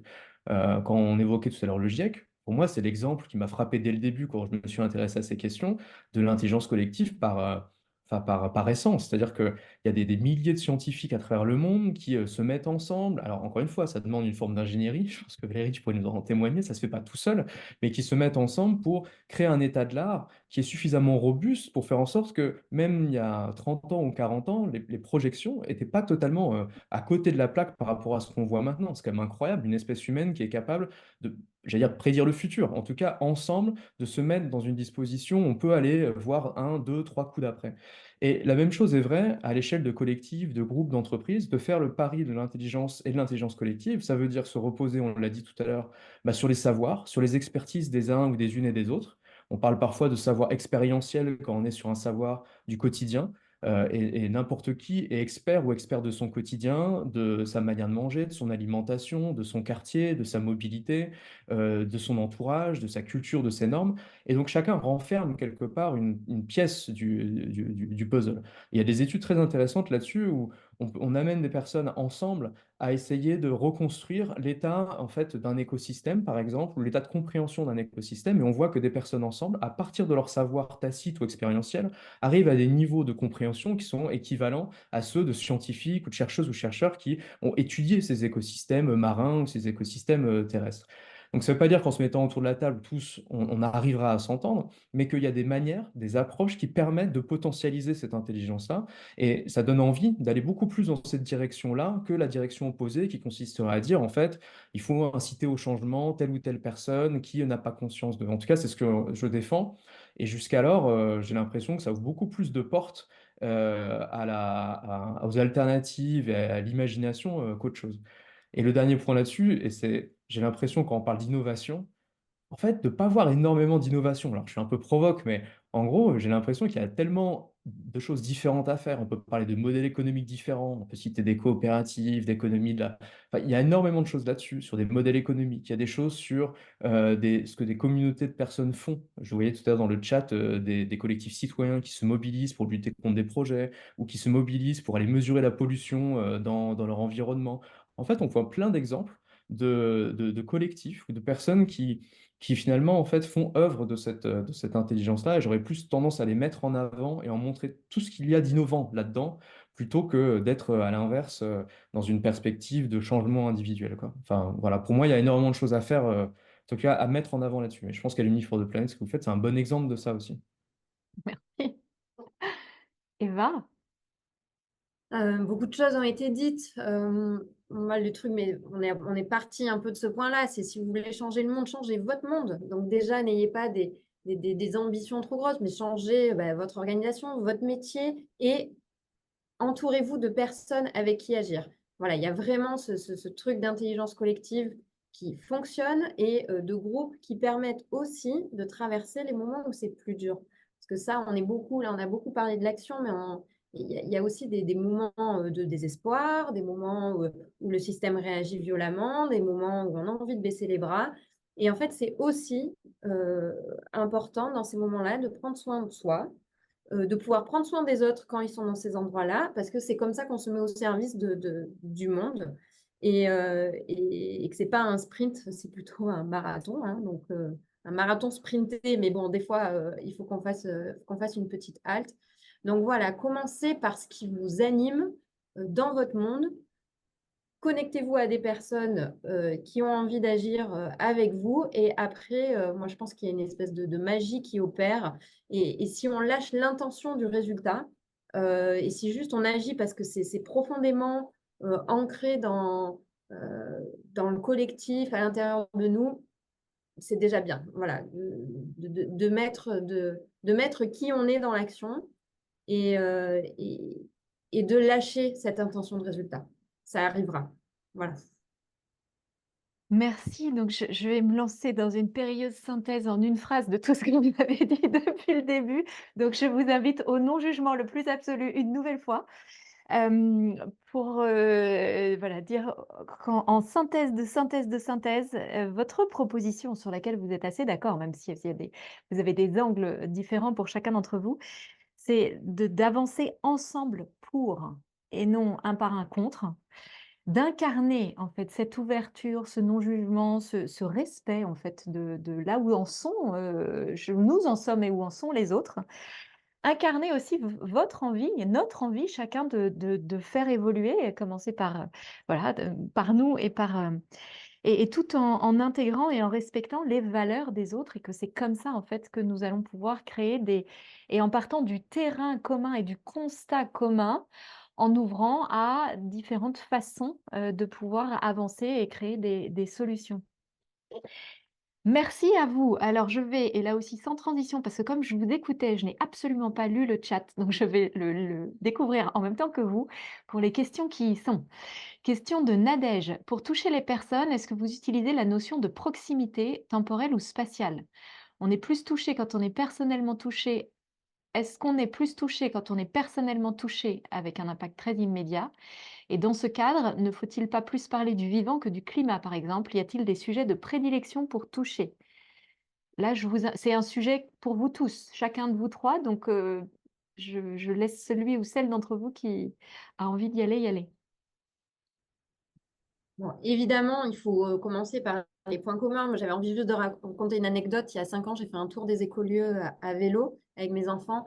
Je travaillais dans le nucléaire et j'ai rencontré que des anti-nucléaires. Donc, j'aurais pu passer des heures à discuter de pour ou contre le nucléaire, mais on était dans des écolieux, on était au milieu de la nature, sur des modes de gouvernance, de coopération différentes.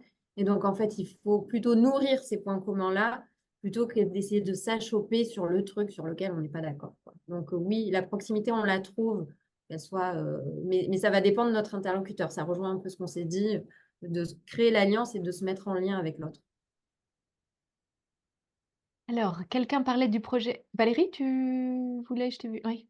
Oui, moi j'ai déjà échangé avec des gens qui voilà, remettaient en cause l'état des connaissances sur le climat ou tout principe pouvant conduire à une action par rapport au changement climatique. Et en fait, quand on peut le faire de manière un peu tranquille, on peut s'accorder sur un certain nombre de points malgré ça. C'est assez frappant. Je rajoute tranquillement à ma phrase de synthèse. Si je peux rajouter un point Bien sûr. là-dessus, en fait, quand je t'écoutais tout à l'heure, Valérie mentionnait la notion de valeur, en tout cas d'essayer de se mettre dans l'idée qu'en communiquant, en fait, il y a des personnes qui ont des valeurs différentes et donc d'essayer d'avoir un message qui finalement parle à différentes représentations, différentes visions du monde, différentes valeurs. En fait, là-dessus, à mon avis, il y a deux niveaux. Il y a faire en sorte que l'information passe, c'est-à-dire que les personnes écoutent, comprennent, intègrent, et ensuite que cette information-là, elle soit prise en compte dans un changement de pratique ou de comportement. Et je pense qu'il faut distinguer les deux et que le premier niveau est absolument pas négligé. C'est-à-dire que notre attention, elle est limitée, on ne peut pas tout voir en permanence et donc on doit sélectionner les choses en fonction finalement de ce qui nous semble le plus pertinent. Et donc en fonction des connaissances ou des croyances qu'on a de manière préalable, eh bien on va en fait filtrer l'information et parfois disqualifier des informations qui nous semblent à l'encontre de ce qu'on pense. Donc c'est parfois ce qu'on appelle un biais de confirmation ou ce qui peut être le fruit d'une certaine dissonance ou face à une information, hein, quelque chose qui peut être opposé à ce qu'on peut penser ou comment on agit, on peut être tenté soit de transformer le réel en disqualifiant, en remettant en cause, soit soi-même de changer ses pratiques. Et très souvent, on a plus tendance à disqualifier en fait une information, à pas y porter du crédit. Et donc, en choisissant des points d'entrée multiples, ça permet aussi de faire en sorte que de parler à chacun, que différentes personnes finalement se reconnaissent dans ce discours, que ça fasse écho en fait à des représentations qui sont préexistantes, des représentations du monde, de manière à ce que l'information elle, puisse être considérée et non pas disqualifiée. Ça, je pense que c'est un point qui est important parce qu'en fonction juste de comment on présente les choses, ou même parfois de qui présente les choses, qu'on appelle parfois l'effet du messager, simplement on peut ne pas être écouté ou ne pas être entendu.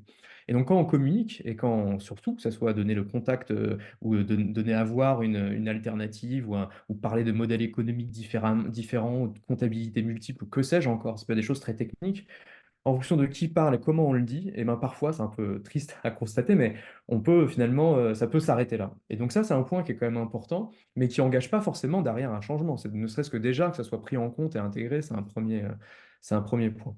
Et le deuxième point qui est un peu lié à ça, c'est que aussi certaines personnes ont des croyances, ont des représentations pour des raisons qui nous échappent. Et je prends un exemple assez concret, parce que je voyais que c'était un point dans le chat. On a travaillé sur les questions d'habitat et de densification de l'habitat. Donc, en gros, pour ne pas consommer des terres de manière massive et ne pas participer à cet étalement urbain, en fait, il y a tout un sujet sur le zéro artificialisation nette ou la réduction de l'artificialisation des sols. Donc, de ne pas bétonner ou encapsuler des sols. Et donc, il y a un enjeu de faire en sorte d'avoir des habitats qui sont plus denses, avec plus de personnes au mètre carré, et qui soient malgré tout acceptables et qui donnent envie, dans lesquels les personnes se reconnaissent. Donc, on va faire un travail là-dessus qui est en ligne. Et en fait, des élus locaux dans un territoire plutôt rural de la Seine-Maritime, en fait, poussaient plus à la construction sur des terrains constructibles de pavillons plutôt que d'autres types de constructions qui étaient plus denses. Et donc la question qu'on se posait, c'était pourquoi? Et il se trouve que certains élus, en fait, avaient cette idée, avaient cette croyance, en fait, que ce qui allait attirer des familles, c'était le modèle pavillonnaire. Considérer qu'en fait, le pavillon était ce que les gens recherchaient. Les gens les recherchant venaient habiter dans leur village ou dans leur ville. Parce qu'ils habitaient dans leur village ou leur ville, finalement, leurs enfants allaient aller à l'école. Et les enfants allaient à l'école, la classe n'allait pas fermer. Et donc on se rend compte qu'à la fin, il s'agit beaucoup plus d'une représentation d'un village dynamique pour s'assurer que les classes ne ferment pas et que l'école soit maintenue à flot, qui allait par un jeu de raisonnement, en fait, pousser plus vers un modèle pavillonnaire qui allait attirer des familles plutôt que vers un autre type d'habitat. Ce que je veux dire là-dedans, c'est que parfois, en fait, les croyances que l'on a, on sait pas, on les a, mais on ne sait pas exactement pourquoi on les a. Et parfois, la réponse n'est pas du tout là où on pense qu'elle est. Et donc, des personnes vont avoir des croyances, vont s'opposer à certaines informations, comme les éoliennes ou autres. Et en fait, il ne s'agit pas tant d'éoliennes, il ne s'agit pas tant de modèles d'habitat, il s'agit beaucoup plus d'autre chose, une crainte ou une peur qui se situe à un autre endroit. D'où la posture d'enquête qui devient intéressante, d'essayer d'aller creuser un peu plus loin et d'amener, en tirant les fils, à comprendre ce qu'il y a à l'origine en fait, de cette posture-là. Voilà, c'est une petite anecdote un peu plus concrète pour montrer comment est-ce que de comprendre ces mécanismes psychologiques, c'est pas juste une question de psycho, c'est que ça peut permettre de trouver le bon point de blocage et peut-être d'accompagner le changement à ce niveau-là plutôt que de s'efforcer à tout prix à convaincre quoi qu'il arrive. Et la même chose est sur les comportements de consommation d'eau, où c'est beaucoup moins une question d'eau qu'une question d'hygiène ou de normes sociales. Et à chaque fois, c'est un peu la même chose. C'est-à-dire que très souvent, c'est pas là où on pense que ça bloque, et c'est un peu à un autre niveau que ça se joue. Et c'est un peu contre-intuitif. D'où le fait de penser un peu contre son propre cerveau et de se doter de connaissances en sciences sociales ou autres pour essayer de décrypter ces situations assez complexes parfois à décrypter. Merci de cette réponse très complète de vous trois à cette question. Il y a ensuite deux exemples de choses que vous pouvez faire pour lancer les échanges. Donc le projet The Week et puis les réponses de dîner du siècle proposées par Bon Pote. Il y a encore ensuite une confirmation sur le fait que quand on change les conditions, c'était ce que tu mentionnais Thibaut, ça fait changer les comportements. Et une question ensuite sur comment voyez-vous les actions de désobéissance civile qui ont de plus en plus lieu dans beaucoup de pays et qui utilisent des modes d'action directs qui sont ressentis violemment, entre guillemets, par une partie de la population. Eva, Alors, ouais. je ne sais pas si vous avez autour de la table participé à une formation d'action non violente, COP21, ça a été mon cas il y a quelques années, et il y avait un exercice qui était intéressant, donc il y avait des situations qu'on devait mimer, et après par un débat mouvant, les gens devaient dire si, est-ce que ça c'est violent ou c'est pas violent. Donc aussi la violence perçue, c'est pas quelque chose d'universel. Euh, je, mon avis, en tout cas, c'est que ces actions de désobéissance civile qui vont venir protéger un espace protégé, elles sont nécessaires. Et voilà, elles sont complémentaires de ce qui peut être fait par ailleurs. C'est pas la voie de tout le monde hein, d'utiliser ce type d'action. Donc, il faut aussi voir si ça nous correspond pas. Mais en tout cas, elle est primordiale dans l'état du monde dans lequel on est. Donc, Mm. non-jugement sur ces pratiques-là. Et puis, voilà, cette question de qu'est-ce qui est violent? Est-ce que c'est raser une forêt, c'est violent? Est-ce que défendre une forêt, c'est violent? S'attacher à un arbre, voilà. Donc, se poser la question de quel côté est la violence. Merci Eva. Est-ce que Valérie, oui? Oui, moi, ce que je veux mentionner, c'est que je lis avec attention les études en sciences sociales qui montrent comment ce type d'actions de type désobéissance civile sont perçues. Et il y a parfois, en fait, une perception immédiate horripilée, quand les gens sont notamment perturbés dans leurs déplacements, par exemple, versus des effets plus larges et à plus long terme qui sont contradictoires. Et ce que je voulais également mentionner, c'est que dans le monde, partout dans le monde, en fait, il y a une montée de la criminalisation de la contestation environnementale, que ce soit les journalistes ou les activistes à différents niveaux. Et donc, je pense qu'à chaque fois, il faut aussi se poser la question de la liberté d'expression, la liberté de contestation, même si elle peut sembler disruptive, par rapport à différents enjeux. Par exemple, une pression à mettre en œuvre des grandes infrastructures qui ne sont pas nécessairement cohérentes avec les enjeux de transition qu'on a décrits tout à l'heure, sans forcément s'appuyer sur leur mise en cohérence. Donc, pour moi, c'est plutôt des réflexions éthiques profondes à porter. Voilà, au-delà du caractère clivant qui est bien sûr ciblé, puisque c'est la condition clé, je pense, hein, pour ces mouvements, d'être en tout cas reflétés par les médias, et souvent sur la forme au détriment du fond. Oui, tout à fait. Thibaut, en Ouais. synthèse? Ah, je vais répondre à la question, mais en effet, Non, mais tu peux, mais en synthèse. c'est dur, c'est très très dur. Euh, Non, en fait, pour répondre à la question, enfin, ouais, c'est sûr que du point de vue de la recherche, ça m'intéresse énormément, en fait, des mouvements de mobilisation, parce que derrière, il y a la question des personnes qui arrivent à reconnaître un problème commun, arrivent à enquêter sur le problème, c'est ce qu'on appelle parfois entrer en enquête, c'est-à-dire d'arriver à adopter une posture de compréhension, d'essayer de déployer un certain nombre d'instruments pour décrypter une situation, pour ensuite se mobiliser contre un chantier ou autre. Je trouve que d'un point de vue, parce que quand on parle de mobilisation collective, Il y en a un côté, on nous dit bah, il faut agir collectivement, la mobilisation collective, il ne faut pas être juste dans l'engagement individuel. Et quand des personnes se mobilisent collectivement, de manière assez impressionnante, d'un coup, on se retrouve finalement à dire, ah oui, mais non, mais, ok, se mobiliser, mais pas comme ça. Et donc, je pense qu'il faut aussi reconnaître qu'il y a derrière ça un sujet qui est celui de personnes qui se sentent concernées ensemble et qui essaient d'agir ensemble de manière non violente en l'occurrence.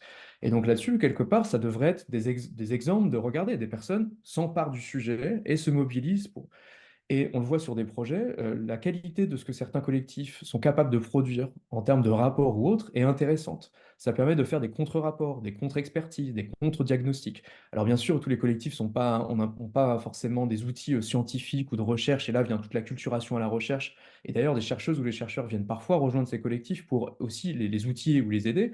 On se retrouve à avoir des contre-expertises. Et ça, je trouve, c'est extrêmement important d'avoir des contre-expertises sur des sujets parce que se joue derrière ces expertises, il ne faut pas l'oublier, des rapports de pouvoir, c'est-à-dire se joue la question de la vérité en fait.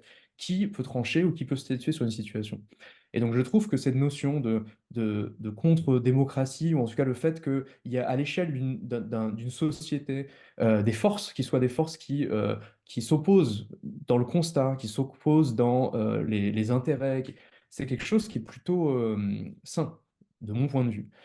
Et la notion de criminalisation devient complexe à ce niveau-là, parce qu'à partir du moment où on criminalise des personnes qui s'engagent, se mobilisent dans des actions qui sont non violentes et qui produisent des contre-diagnostics ou des contre-rapports, finalement, je trouve qu'on va à l'encontre de ce qui pourrait être sain pour une démocratie, c'est-à-dire que des avis s'expriment, qu'il y ait du débat, qu'il y ait de la discussion, en évitant un maximum le conflit. Le conflit, c'est quand on n'a pas réussi à établir une forme de débat, ou un conflit, c'est lorsqu'on considère que c'est la seule manière, finalement, d'opposer une objection à quelque chose qui est en train de se faire. Et donc, moi, et encore une fois, c'est un regard de recherche, donc c'est peut-être un peu facile pour moi de le dire, mais je trouve qu'il y a dans ce mouvement-là, dans cette espèce de dualité ou de dialogique, en fait, quelque chose qui est très intéressant parce que c'est ça qui permet aussi d'avancer sur un certain nombre de sujets, de mettre à l'agenda un certain nombre de thèmes, de pouvoir aussi engager des personnes à s'intéresser à ces sujets, à mettre leur expertise à profit, etc. Et en fait, c'est des rôles différents qui sont joués dans une société. Donc, en fait, je trouve que Oui. là-dedans, sur cette question, se retrouve un peu ce qu'on disait tout à l'heure sur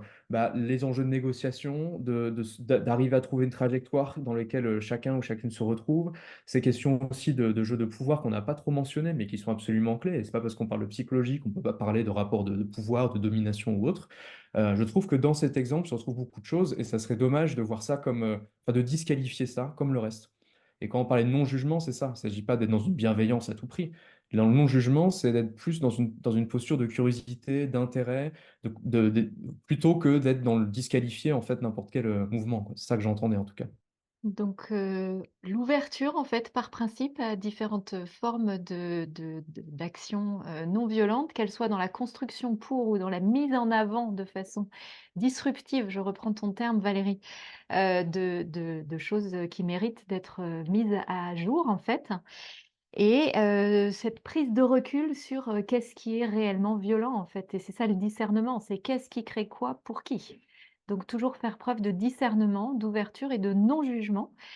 Et nous arrivons à la fin de ce temps ensemble et je vais vous proposer à chacun, Valérie, Thibaut et Eva, une phrase en fait. Voilà, quelle est votre phrase de la fin pour ce temps ensemble? Eva. Une phrase que je dis souvent, qui est de plus en plus difficile à prononcer, vu des fois le contexte, mais c'est que quand même c'est une époque formidable pour vivre et agir. Et que voilà, je suis sûre que si j'avais choisi l'époque à laquelle je suis venue sur Terre, j'aurais choisi celle-là parce qu'il y a beaucoup de choses à accomplir, on a beaucoup de choses à faire. Et voilà. Donc, Merci Eva. Thibaut, ça comme une aventure. belle aventure. Thibaut. J'étais en train de rechercher une citation parce que je suis trop nul en citation, mais que j'avais lu quelque part, j'ai retrouvé. Alors, je viens de voir, c'est André Malraux, j'en sais absolument pas si c'est le cas, il faut aller vérifier, donc oublier l'auteur ou l'autrice. Mais ça me faisait écho en fait aux discussions. La phrase, c'est la suivante, c'est pour juger, il faut comprendre, mais quand on a compris, on peut plus juger. Et je trouve qu'il y a quelque chose là-dedans qui est intéressant, c'est-à-dire que pour se faire un avis sur une situation, d'entrer d'essayer de comprendre, d'aller au-delà des a priori, d'aller au-delà de ses propres intuitions, etc., nous emmène dans une situation où c'est pas qu'on peut plus juger, mais en tout cas, on a changé un peu de posture et de regard. Et je trouve qu'il y a quelque chose qui est assez intéressant, intéressant là-dedans. Voilà, c'était ma citation Merci. totalement improvisée de la fin. Merci Thibaut. Valérie? Oui, merci. Et tout à l'heure, on parlait du retour d'expérience. Moi, j'ai eu la chance, par exemple, de pouvoir partager des évaluations du Haut Conseil pour le climat avec l'intendant de la cantine, là où je me nourris, en fait, dans mon temps professionnel. C'est vraiment une chance. Et donc, ce que je veux juste te dire, c'est merci de votre engagement. C'est tout. Eh ben, merci beaucoup Valérie. Merci à vous tous en fait qui êtes là ce soir parce que effectivement vous êtes engagés et si vous êtes là c'est parce que vous avez envie d'aller plus loin. Et comme vous le voyez, ben voilà, nous avons parlé de de ces nombreuses personnes qui ont envie d'agir. Nous en sommes quelques petits là parce que nous ne sommes pas très nombreux par rapport à cette masse ce soir là, mais nous en faisons partie. Nous en sommes ces représentants. Donc, bravo à vous. Je pense que voilà, la synthétique chose, c'est le non-jugement. On a commencé, on est revenu. L'ouverture, le ensemble, le incarné. Soyez qui vous voulez célébrer chaque moment de cette époque passionnante pour avoir l'énergie pour les moments qui seront moins simples. Le discernement, la prise de recul, l'écoute, le respect, l'intégration des valeurs, le terrain commun le construire ensemble. Et je vous souhaite, nous vous souhaitons une très belle soirée sur ces bases. Et encore un immense merci à vous trois, Eva, Thibaut et Valérie.